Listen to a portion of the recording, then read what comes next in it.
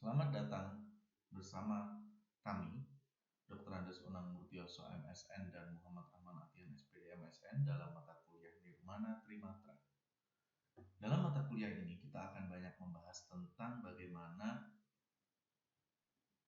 unsur-unsur rupa dipadu dengan elemen-elemen rupa, kemudian dibuat menggunakan komposisi-komposisi tertentu sehingga menghasilkan sebuah bentuk yang menarik untuk dilihat sesuai dengan teori-teori yang akan kami sampaikan nanti. Saudara, untuk memulai mata kuliah ini, kami ingin mengantar Anda dalam perspektif penglihatan karya 3 dimensi. Tentunya Anda sudah pernah melihat Menara Eiffel yang ada di Paris, Perancis. Menara Eiffel adalah susunan dari garis-garis yang membentuk sedemikian rupa dan memiliki beberapa titik sudut pandang. Jika dilihat dari atas, Menara Eiffel akan terlihat mungkin hanya seperti kotakan saja. Jika dilihat dari bawah, Menara Eiffel akan terlihat lebih besar, akan terlihat memiliki bentuk yang berbeda tentunya dengan dilihat dari samping. Tentu saja hal ini yang akan kita pelajari, betapa menariknya karya-karya 3 dimensi jika dikaitkan dengan perspektif kita dalam memandang. Berbeda dengan Nirmana Dwimatra yang cenderung melihat karya dari depan karena hanya memiliki dua sisi, yaitu panjang dan lebar. Namun untuk karya 3 dimensi memiliki 3 hal, yaitu panjang, lebar, dan tinggi, sehingga kita bisa melihatnya dari atas, bawah, samping, kanan, kiri, maupun atas. Nah, jika kita mengingat kembali dalam mata kuliah Nirmana Dwimatra kemarin, Anda tentunya sudah mendapatkan beberapa unsur-unsur seni rupa. Ada beberapa unsur seni rupa. Yang pertama adalah titik. Jika kita melihat dalam karya 2 dimensional, maka titik atau noktah ini akan dilihat seperti ini. Bentuk-bentuk titik-titik atau banyak polkadot, memperlihatkan polkadot. Namun jika diarahkan pada karya-karya 3 dimensional, maka titik bisa dilihat dari atas sebuah bangunan. Misalkan ada sebuah bangunan yang terdiri dari beberapa stupa-stupa, contohnya adalah Candi Borobudur. Jika dilihat dari atas, maka candi-candi tersebut terlihat seperti titik-titik yang banyak. Ya, ini seperti titik-titik. Nah, jadi intinya adalah unsur seni rupa pada karya 3 dimensi itu tidak hanya dilihat dari sudut pandang satu arah saja. Ya, untuk melihat titik dalam sebuah bangunan mungkin Anda harus melihat dari bagian yang paling atas atau bagian paling samping dan lain sebagainya. Berikutnya adalah garis.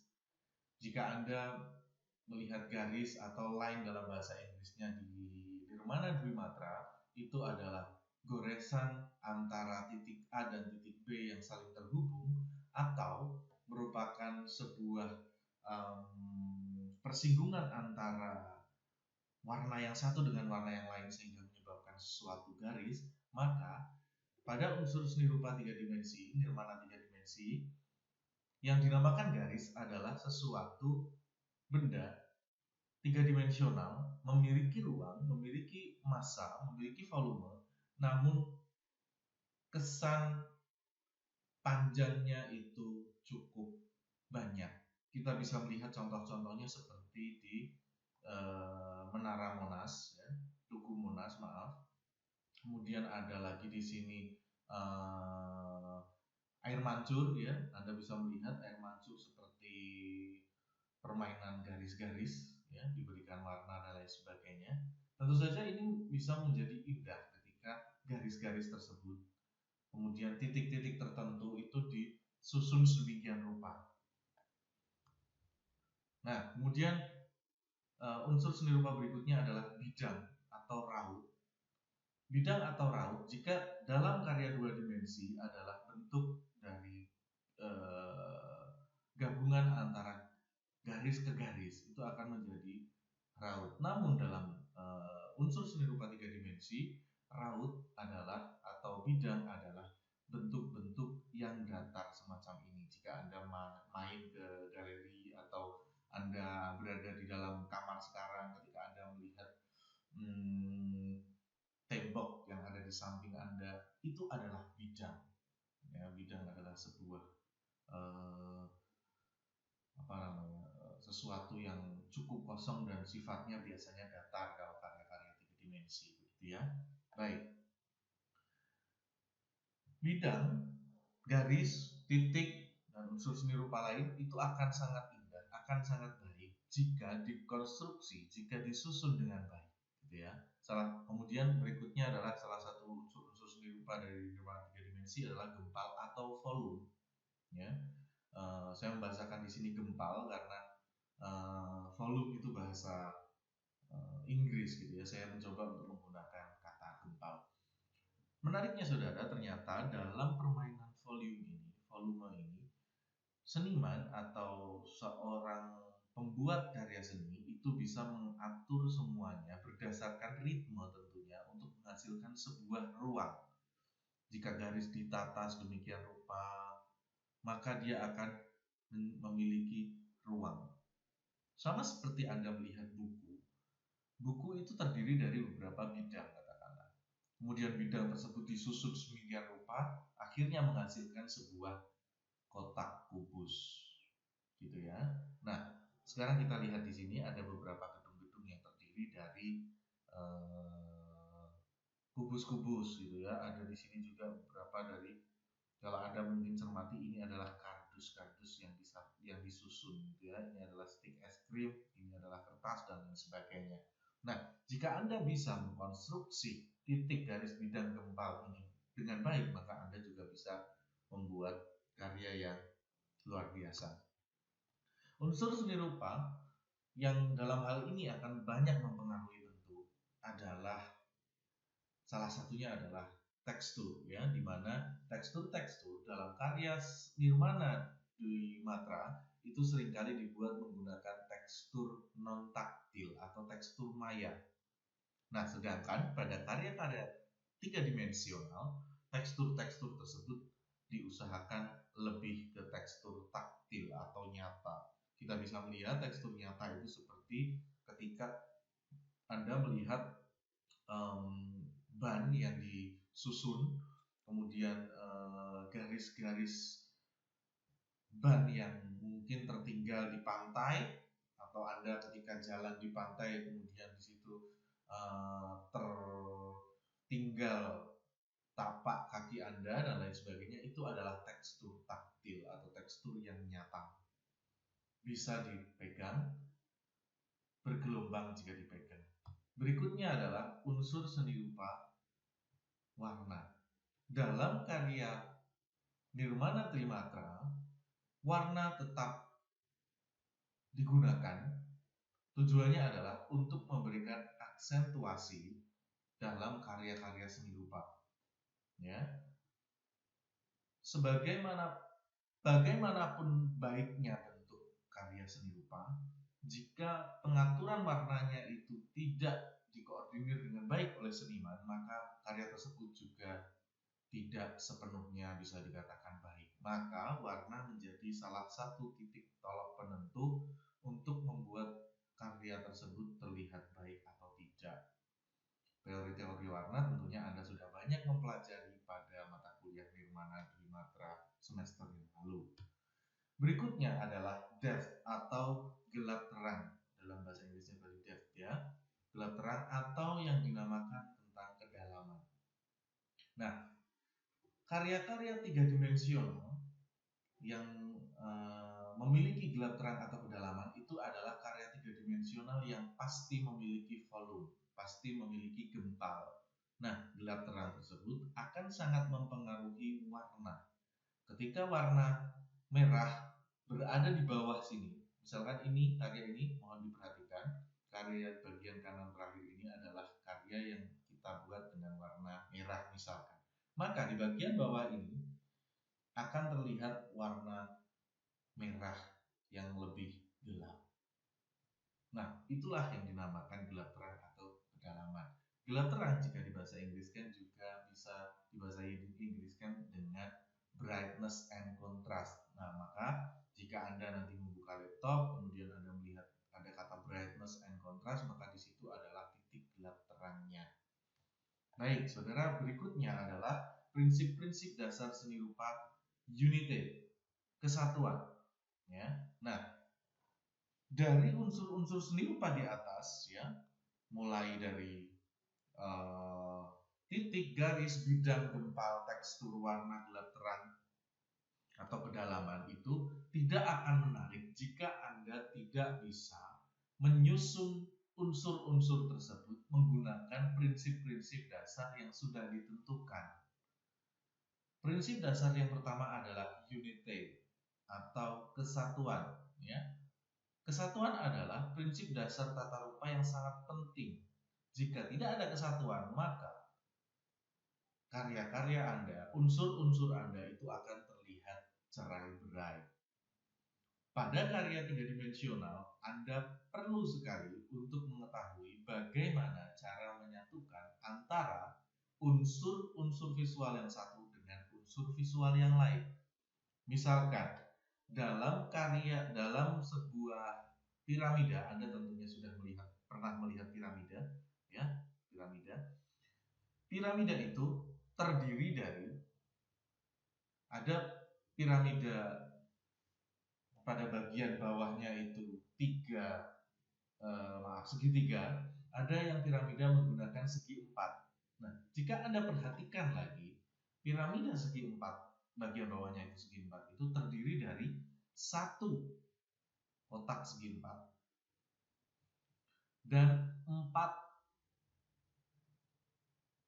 bidang segitiga. Nah, jika bidang-bidang tersebut Anda tidak bisa menyusunnya dengan baik, maka kesatuan atau unity-nya tidak akan menjadi baik. Berikutnya adalah soal keseimbangan. Keseimbangan adalah keadaan yang dialami suatu benda jika semua daya dapat bekerja dan saling meniadakan. Nah, maksud dari kata-kata keseimbangan atau balance ini adalah Anda perlu mempertimbangkan keseimbangan secara visual atau biasa disebut sebagai teori Gestalt. Keseimbangan secara visual adalah keseimbangan yang memang membutuhkan banyak latihan untuk mempelajarinya. Namun kami yakin Anda akan bisa melaluinya dengan pembelajaran yang baik. Biasanya kami menganalogikan dengan 1 kilogram kapas dan 1 kilogram nasi atau 1 kilogram beras.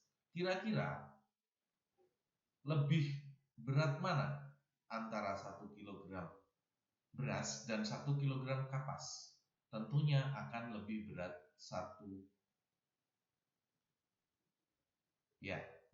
tentunya akan sama-sama beratnya. Hanya saja mungkin 1 kilogram kapas itu akan secara volume terlihat lebih besar. Nah, untuk itu Anda sebagai ahli visual harus bisa mendefinisikan, harus bisa memberikan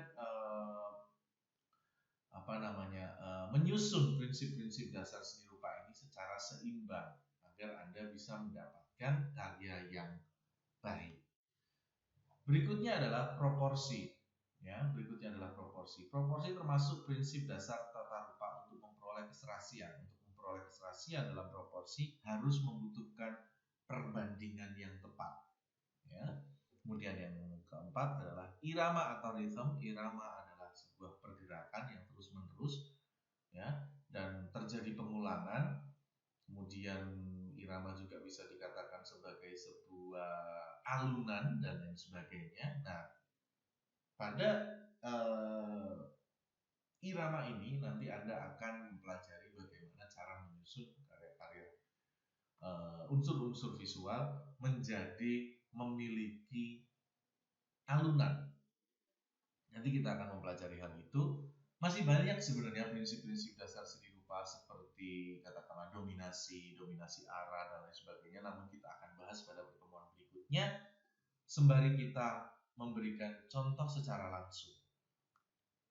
Nah, contohnya seperti ini ya, misalkan ini dominasi ya. Dominasi adalah kata dominance yang berarti keunggulan atau sesuatu yang diunggulkan gitu ya. Misalkan Anda ingin memberikan titik yang paling Anda unggulkan adalah bagian tertentu, maka bagian tertentu itu harus Anda bedakan dengan bagian yang lain. Ya, atau teknik ini biasa dikatakan sebagai eye catcher dalam bahasa Inggris. Nah, itu tadi prinsip-prinsip dasar nirwana. Nah, kemudian saudara, kemarin Anda sudah mulai mempelajari bagaimana cara membuat pedestal. Pedestal adalah sebuah base atau tatakan yang digunakan untuk berada di bawah karya. Sekarang Anda bisa melihat betapa kurang menariknya jika karya seni itu dipajang hanya seperti ini saja. Karena karya seni itu membutuhkan sebuah penopang. Mengapa demikian? Karena karya seni itu harus lepas dari kehidupan sehari-hari.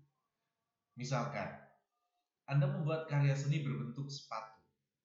Jika karya itu Anda taruh di bawah rak sepatu seperti biasa, maka karya tersebut tidak nampak seperti karya seni rupa. Maka karya tersebut hanya sebagai tiruan sepatu semata. Namun jika Anda sudah mulai menggunakan base yang Anda kemarin buat berwarna hitam yang diminta oleh Pak Onang, maka Anda sudah memberikan satu tahapan atau satu nilai lagi terhadap karya seni yang nanti akan Anda presentasikan. Mungkin itu saja pengantar dari kami. Minggu depan kita akan membahas tentang hal-hal yang lain berhubungan nirwana trimatra. Selamat melaksanakan tugas-tugas yang diberikan oleh dosen Anda.